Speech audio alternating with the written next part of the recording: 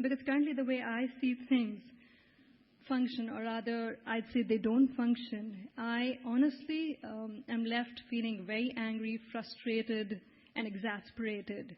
But I refuse to give up. I refuse to give up only because I know that if today I have not met good, helpful people, there is a tomorrow when I'm sure I will. It's that hope and that belief in the goodness that exists out there that I refuse to give up, that I refuse to be scared. I know there will be a lot of projects in which I will fail. I know there will be projects in which I'm likely to fall flat on my face. But I'm not going to give up because I believe in myself. And I am determined to bring about whatever change I can. And I know for sure I will. And also, the fact that there are those 7,000 people believing in me a lot more than I perhaps believe in myself, that for me is the main motivating factor.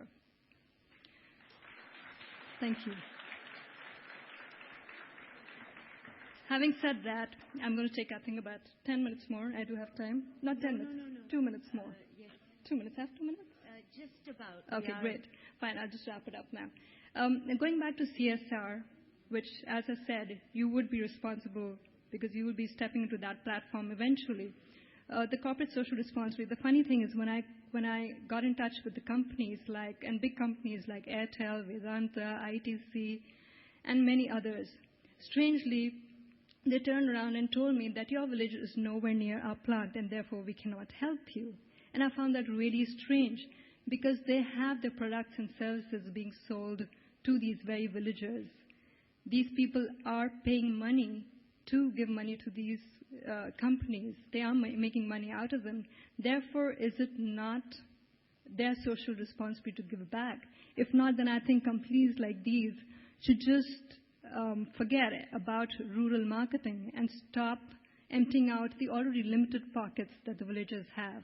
As far as the government is concerned, I personally believe if panchayats could be given equal funds and given the freedom to use them to develop their areas, I think corruption in a great way could be gotten rid of.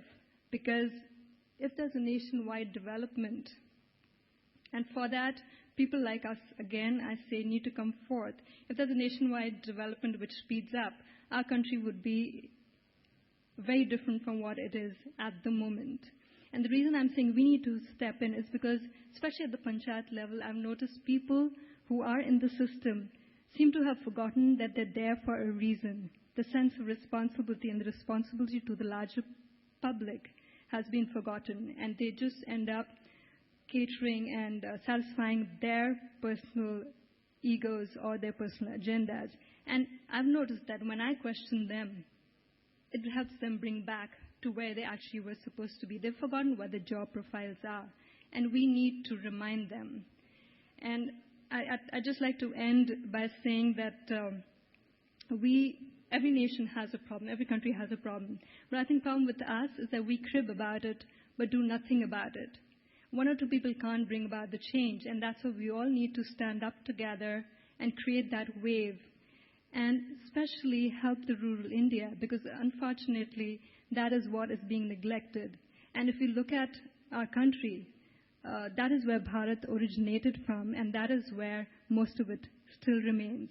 And just to end what I've been saying, I'm just going to reiterate that it's very, very important, as Kual said earlier, to believe in yourself and do what your heart tells you to do. Because when you do that, you are completely focused. And apart from being focused, when you're working, I think you should not worry about the pros and cons, the gain or the loss, not even think about the past and the future. Just live in the moment, work for the present, and automatically you will see things falling in place, because that's when you end up giving it your best shot. And for me, personally, that is my mantra of success. Thanks.